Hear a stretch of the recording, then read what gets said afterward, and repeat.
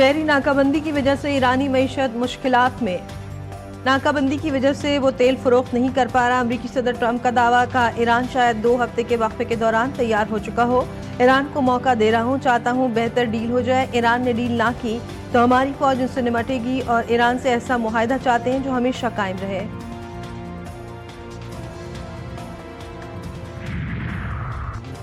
Iran में ना कोई शिद्दत पसंद है और ना ही एतदाल पसंद। हम सब ईरानी और इनकलाबी है। ईरानी सदर और स्पीकर बाकर कालिबाफ का वाज़ेह पैगाम, का ईरानी हुकूमत और अवाम सुप्रीम लीडर के अहकामात के तहत काम करते हैं और मुल्क के दिफा के लिए मुकम्मल तौर पर तैयार हैं। खबरदार किया कि दुश्मन को इसके इक़दामात पर पछताने पर मजबूर कर दिया जाएगा। ईरान की सलामती पर कोई समझौता नहीं किया जाएगा। ईरान की फतह उनके लिए ज़िंदगी से भी ज़्यादा अजीज़ है और हर कीमत पर उसका तहफ़्फ़ुज़ यकीनी बनाया जाएगा।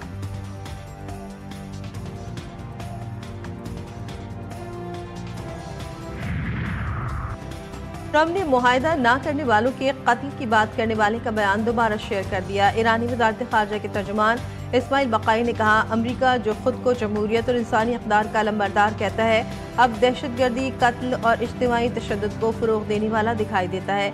इस्माइल बक़ाई ने सवाल उठाया कि अगर ये गहरी अखलाकी नाकामी नहीं तो फिर उसे क्या कहा जाए। अमरीकी फौज का बहर हिंद में जहाज पर कब्जा। अमरीकी हुक्काम के मुताबिक जहाज ईरान से तेल ले जा रहा था। मैरी टाइम क़वानीन का नफाज जारी रखेंगे, ईरान की मदद करने वालों को रोकेंगे। ईरान के नायब स्पीकर पार्लियामेंट हामिद रजा हाजी ने कहा, ईरान ने आबनाए हरमुज़ से गुजरने वाले जहाज़ों पर आयद करदा महसूलात की पहली आमदनी वसूल कर ली। महसूलात से हासिल होने वाली ये पहली रकम ईरान के मरकजी बैंक के अकाउंट में जमा करवा दी गई।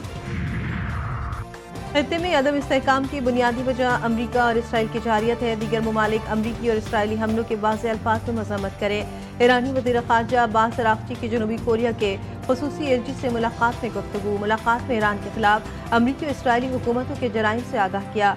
कहा, ईरान बैनुल-अक़वामी क़ानून के तहत अपनी सलामती और मफादात के दिफा के लिए इक़दामात कर रहा है। इन इक़दामात के नताइज की ज़िम्मेदारी जारी क़ुव्वतों पर आयद होती है।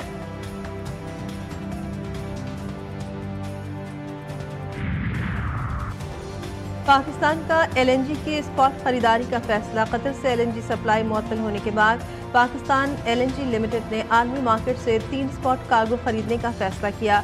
PLNG का कहना है कि बिड्स 24 अप्रैल तक तलब की गई। LNG कार्गोज के लिए बिड्स 24 अप्रैल को ही ओपन की जाएंगी। पहली कार्गो की सप्लाई 27 से 30 अप्रैल के लिए होगी।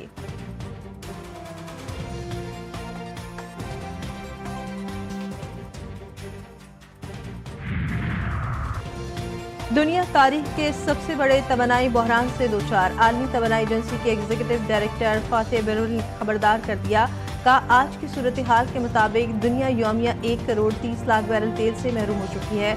ये अब तक का सबसे बड़ा खसारा है। तवानाई बहरान पर खात्मे का वाहिद हल आबनाए हरमुज़ का मुकम्मल खुलना है।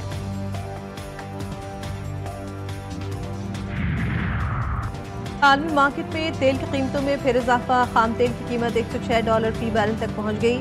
आलमी मुबस्सरीन ने कीमतों में हालिया इजाफा ट्रंप के बदलते और अहमकाना बयानात और धमकियों को करार दे दिया। ट्रंप ने आबनाए हरमुज़ में बारूदी सुरंगों से ईरानी जहाज़ों को उड़ाने की धमकी दी थी।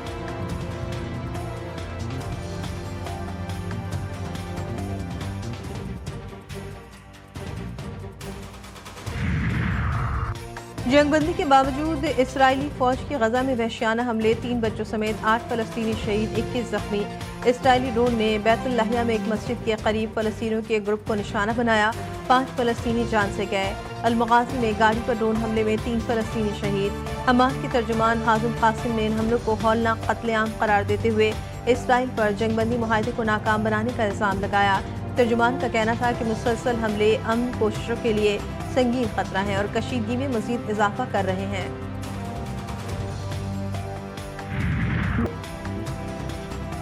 जंगबंदी के बावजूद लबनान पर इसराइल के हमले। जनूबी लबनान पर हमले में खातून सहाफ़ी समेत 5 अफराद शहीद। साफ़ी ज़ैनब फिर्द शदीद जख्मी। लबनानी मीडिया के मुताबिक खातून सहाफ़ी अल-तीरी में एक में गाड़ी पर हमले में जाबाग 2 अफराद की कवरेज के लिए मौजूद थी। इसराइल ने जानबूझकर उन्हें निशाना बनाया। फ़िज़ाई हमले में अमाल खलील मलबे तले दबकर जाबाग हो गई।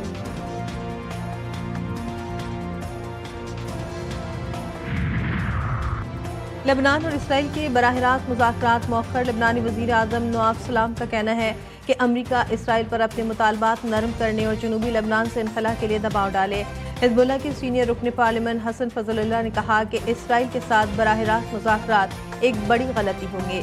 اسرائیلی معاہدے کی پابندی کریں تو حزب اللہ بھی جنگ بندی جاری رکھنے کے خواہاں ہے۔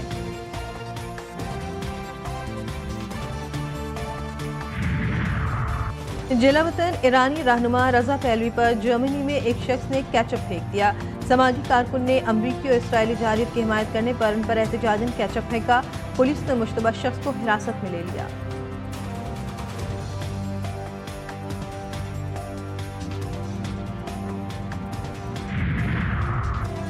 پاسداران انقلاب نے بچوں کی خواہش پر میزائلوں کو نیلے رنگ میں رنگ دیا۔ اس سے قبل بچیوں کے لیے میزائلوں پر گلابی رنگ کیے گئے تھے۔ اس اقدام کو ایک علامتی اور عوامی رابطہ مہم کا حصہ قرار دیا گیا۔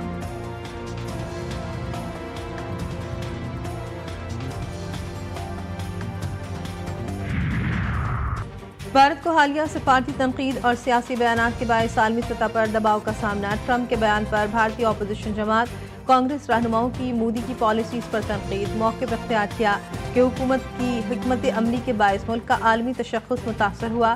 خارجہ سطح پر مؤثر رد عمل سامنے نہیں آ رہا۔ ماہرین کے مطابق ایسے بیانات دونوں ممالک کے تعلقات میں ممکنہ تناؤ کی عکاسی کرتے ہیں۔ یہ صورتحال خطے میں سفارتی توازن پر اثر انداز ہو سکتی ہے۔ لاہور میں قتل کی لرزہ خیز واردات، 3 معصوم بچے کی قاتل سگی ماں نکلی۔ واقعہ اشرا کے علاقے میں پیش آیا۔ D I G investigation Lahore کے مطابق ملزمہ نے ابتدائی تفتیش میں گھریلو ناچاکی کا اعتراف کیا۔ ملزمہ نے تیز دھار آلے سے 5 سالہ مومنہ بتول، 4 سالہ مومن رضا اور 1.5 سالہ ام حبیبہ کو بے دردی سے قتل کیا۔ حیدرآباد میں افسوسناک حادثہ، ملت آباد میں گھر کی چھت پر سوئے 3 بچے کرنٹ لگنے سے جاں بحق۔ بچے شادی میں شرکت کے لیے شداد پور سے حیدرآباد آئے تھے۔ بچوں کو چھت سے گزرنے والی 11,000 وولٹ کے بجلی کے تاروں سے کرنٹ لگا۔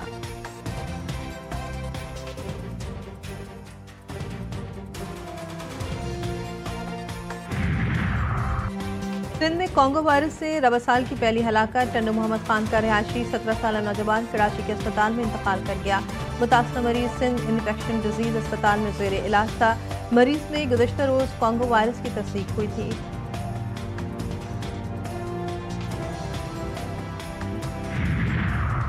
نشہ آور شہ استعمال کرنے کا الزام، ڈوپ ٹیسٹ معاملے پر قومی آل راؤنڈر محمد نواز نے تحریری موقف سے آئی سی سی کو آگاہ کر دیا۔ محمد نواز اس وقت پی ایس ایل میں ملتان سلطانز کی نمائندگی کر رہے ہیں اور موجودہ قوانین کے تحت انہیں کھیلنے کی اجازت ہے۔